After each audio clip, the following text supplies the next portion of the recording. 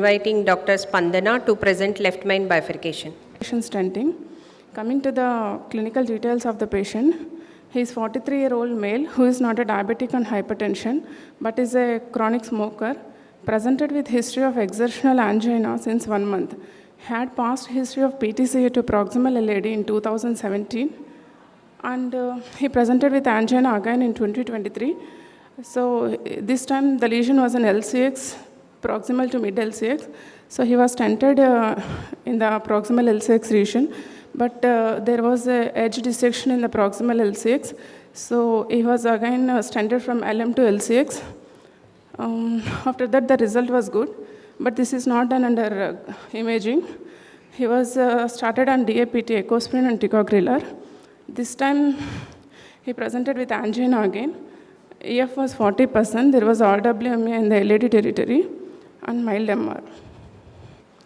This time, the ECG presentation is like this. QS complexes from V1 to V4 and lead 3 and AVF. This is the angiogram at this presentation showing proximal RCA 80 to 90% lesion.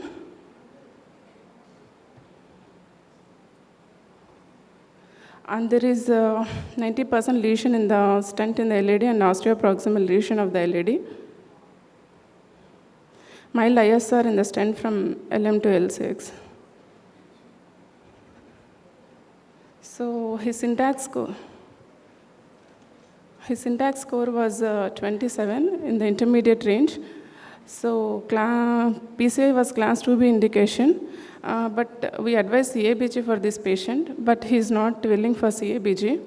The next management strategies are stenting by Gallard technique, or we can go for DEB to the proximal LAD, which is not preferable in osteal LAD location.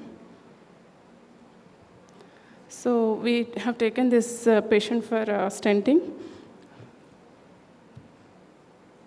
Both LAD and LCX are wide. Then strut across the osteal LAD is opened, and the lesion was pre-dilated in the LAD with 3 into 10 mm balloon. Then we have taken a OCT run from LCX to LM, which is not playing.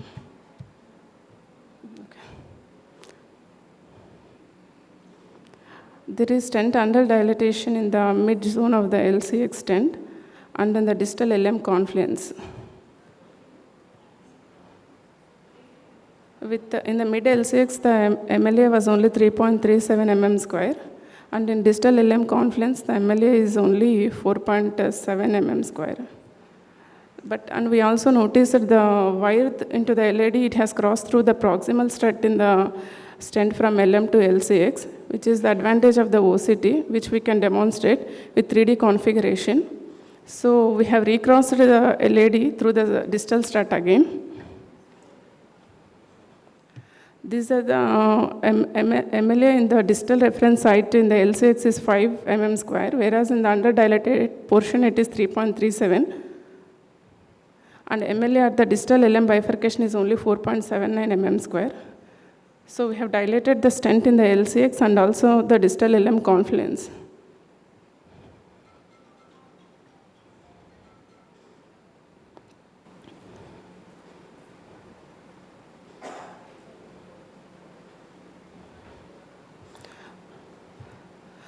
So again, we have taken a OCT run, which has shown an MLA of 8.7 mm square in the mid LCX zone.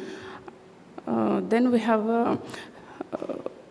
have stented from LM to LAD with 3.5 into 33 mm stent across LCX. LCX wires were removed and we stented.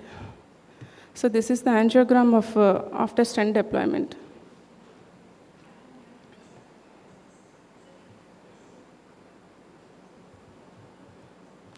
Then we have done pot with 4 into 8 mm balloon in the LM, which is important for a distal strut recross.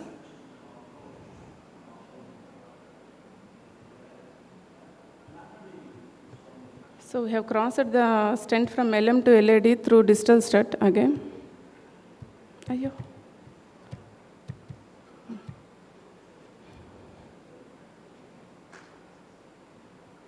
Again, we have confirmed this with OCT, the distal strut recross. If we don't cross to the distal thread, there will be distortion of the stent in the main vessel, and also side branch ostium coverage will not be good.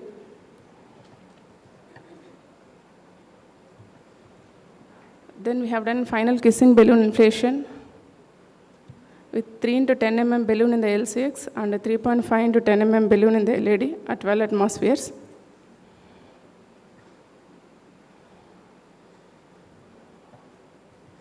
Then we have taken again OCT run from LM to LAD.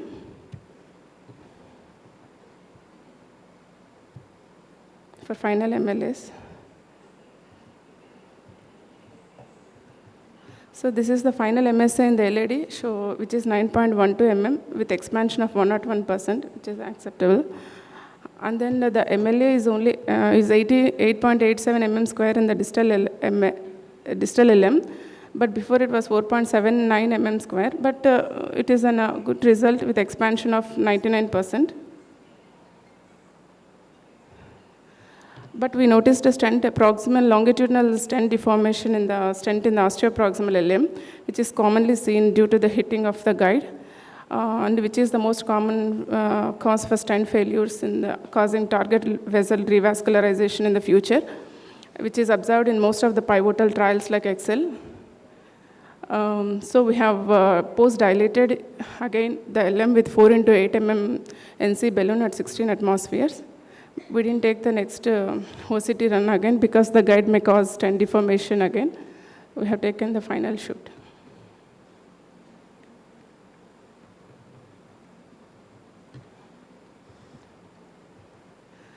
Complex bifurcation stenting needs imaging for better outcomes, as 1 mm square increase in the minimum stent area decreases all-cause mortality by 40%. OCT particularly helps in distal strut wire recrossing and apt landing zones before stenting.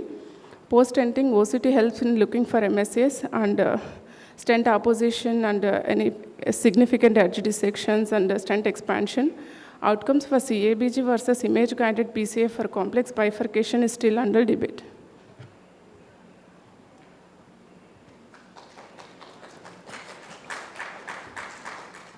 It was a good case. First of all, I'll just tell you, where was the lesion exactly? Was there a lesion in ostial LCX? Ostial LAD. Speak into mic. So, why didn't you, and you thought you have put the first strategy as Culotte technique. You had given the first option. We can do TAP also, No. but results will be good with I know. What was the angle between the LAD and LCX? Why did you think Culotte as the first technique which you are wanting to use? That was the first thing. And then the ostial LCX, do you think there was a lesion? And what about the size of the stent?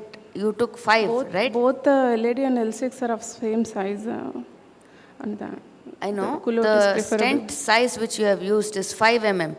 3.5 mm. 3.5. Okay. We dilated with 4. And when you have placed a stent, you have not kept any wire in the LCX, and later you have wired it and then you have expanded it. Is it, you can justify or something like that? Because it is already stented portion, no ma'am. Then why did you think the ostial LAD could go bad and then you rewired it?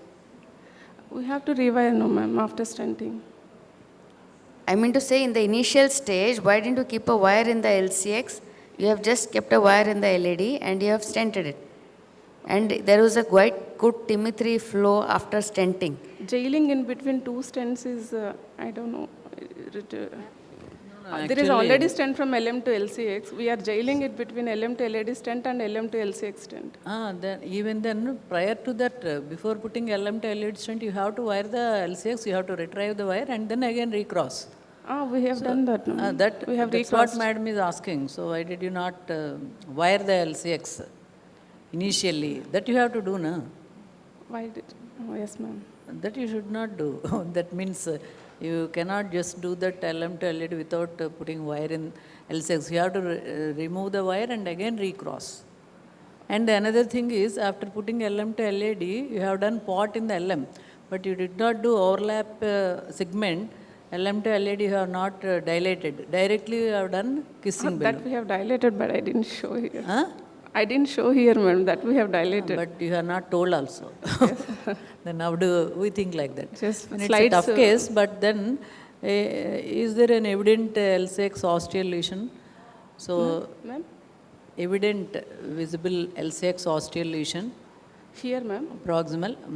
So, It is not there, ma'am. We have done then OCT, why no, did you only mid stent LCX. again? Distal So- LM is underdilated and mid LCX zone was underdilated. see, if there is no, significant lesion, why did you stent it? You can just leave LM to LED. Is it not? Provisional stenting, why didn't you consider, why did you think of two-stent strategy here? Here we didn't do two stents, madam. It is just one stent only. Before the first sitting, it was LM to LCX stenting in 2023. Previously, okay. Now we did only kissing balloon. ISR and the proximal LED stent. So we have done just opened the stent, we redirected, and then just we have done LM to, it is half fillet. Half fillet was done in 2023, half fillet we have done now in 2020. So, what have you done for the RCA lesion? RCA. Next sitting. Okay. Tough case.